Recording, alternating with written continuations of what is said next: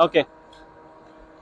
Hello दोस्तों, कैसे हो आप सभी। आशा करता हूँ कि आप सभी ठीक होंगे। आप देख रहे हो अपना चैनल RMT ट्रैवलिंग।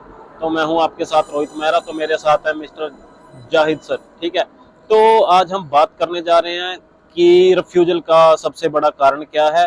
तो आज हमारे जो जाहिद भाई हैं वो इस चीज की आपको अच्छे से बताएंगे कि क्यों रिफ्यूजल आ रही है और क्या इसका सबसे बड़ा कारण है।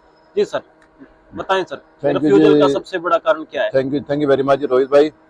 सबसे पहले आपको बता दें, आज हम नेप्जी नाथ स्ट्रीट में बाहर ही बैठे हैं और अभी अभी थोड़ी बारिश हुई थी और मौसम बहुत ज़बरदस्त हो गया था, तो हमने सोचा चलो तो बाहर बैठ के ही बातें करते हैं। तो जहाँ तक बात है रेफ्यूजल की, इसमें बेसिकली तो बहुत ज़्यादा कोई इतना है नहीं है। जो पुराने कुछ लोग तो ऐसे हैं जिन्होंने जो पिछले साल वाले जो उनके पास कॉन्ट्रैक्ट थे, कॉन्ट्रैक्ट थे। उन कॉन्ट्रैक्ट में जो मेंशन सैलरी ऑफर होती है वो लेटर। पुराने पिछले साल की थी, क्योंकि नए साल की अभी इन्होंने सैलरी चेंज कर दी है।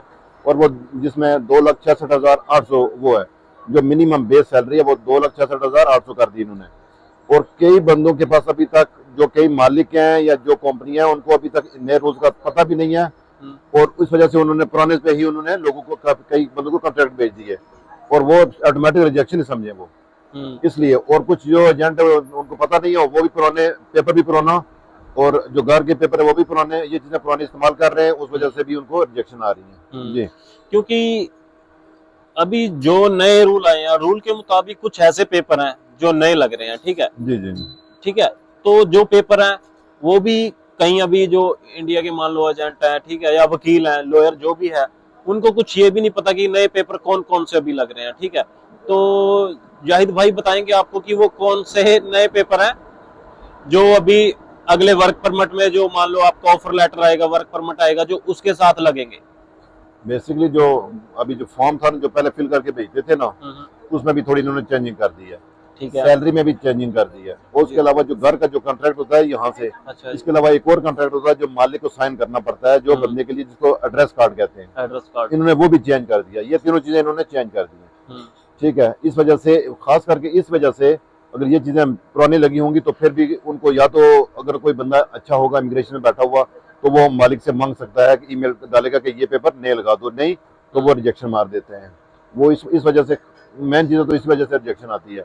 और कुछ एजेंट है जो वो, क्योंकि वो या तो फेक डॉक्यूमेंट जमा करवाते हैं या उनको पता नहीं होता, पुराने जमा करा देते हैं, तो तब भी उसमें से भी ऐसे ही होता है। तो सर एक और बात है कि काफी जो हमारे भाई हैं हमें देख रहे हैं, सब्सक्राइबर हैं, ठीक है, उनके साथ अक्सर ऐसा हो रहा है कि उनको फेक ऑफर लेटर मिल रहे हैं।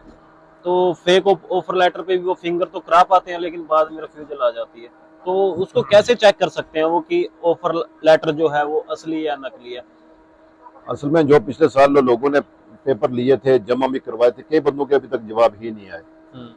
किसी को 6 महीने हो गए, किसी को साल हो गया। और कई बंदे, कल परसों बंदे ने कमेंट लिखा हुआ था जी कि मुझे किसी ने लूट लिया और मेरे पास 1 साल हो गया, मेरे पास पेपर आए हुए हैं, तो अभी मैं तो ये हो गया, बर्बाद हो गया जी। वो प्यारे भाई, जब आपके पास एक कॉन्ट्रैक्ट आ गया, आपके पास फॉर्म आ गया, मुकम्मल आ गया, तो आप इमिग्रेशन में 1.5 लाख जाके जमा करा दें।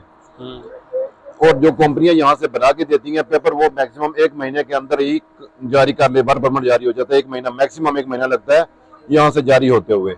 और जो मालिक हैं वो साथ ही वो ले लेते हैं अपॉइंटमेंट भी। इस नए साल में ये एक अच्छी बात हुई है, जैसे कि पाकिस्तान से भी अगर कोई कंपनी बंदा बुला रही है, हायर कर रही है, तो कंपनी ही डायरेक्ट ईमेल डालेगी या रिक्वेस्ट डालेगी किसको, एम्बेसी को, चाहे दिल्ली में चाहे इस्लामाबाद, जहां मर्जी होगा जी, वहां डालेगी। उस पे अपॉइंटमेंट मिलेगी, डायरेक्ट मालिक को ही मिलेगी, मालिक को। हाँ, ये अभी पहले वो था, कोई एजेंट माफिया बैठा हुआ था, 1 लाख 2 लाख 50,000 80,000 ये लेके लोगों से खाया जा रहा था। और उसमें 100% श्योर है कि एम्बेसी के बंदे भी मुलव्वस होंगे, उसके बगैर तो ये नहीं हो सकता था। बिल्कुल। तो अभी वो इन्होंने बंद कर दिया। उस वजह से अभी वो थोड़ा सा ये सिस्टम ठीक हो गया है। आगे जो भी अपॉइंटमेंट मिलेगी वो सीधी ही अपॉइंटमेंट उस बंदे को ही मिलेगी, उस कंपनी के डायरेक्ट मालिक को मिलेगी। यानी वो समझ लें कि बंदा जो जिसके नाम पे अप्लाई होगा उसी को ही समझ लें मिल जाएगी। ठीक जी जी भाई, जैसे कि आपने देखा तो जाहिद भाई ने हमें इसके बारे में इंफॉर्मेशन दी है। तो ठीक है, अब हमारा यही क्वेश्चन था जो मैंने आपको बताया कि रिजेक्शन का क्या कारण था। अच्छा रोहित भाई, एक और बात आपको बताता चलूं जी। हमने अपने रेस्टोरेंट में ना, एक मनीष भाई उनका वीजा डाला था इंडिया से, तो उसके बाद उनकी अपील आई, अपील डाली थी, तो उनको हो गए 8-10 महीने हो गए, अभी तक जवाब नहीं आया।